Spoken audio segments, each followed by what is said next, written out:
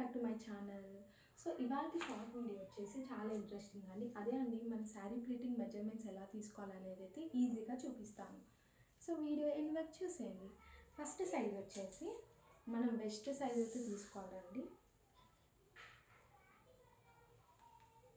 First ఈ size belly బటన్కి తీసుకోవాలి.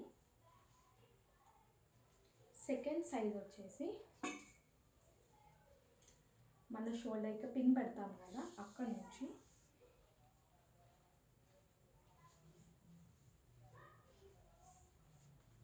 ఇక్కడ వరకు అయితే తీసుకోవాలి.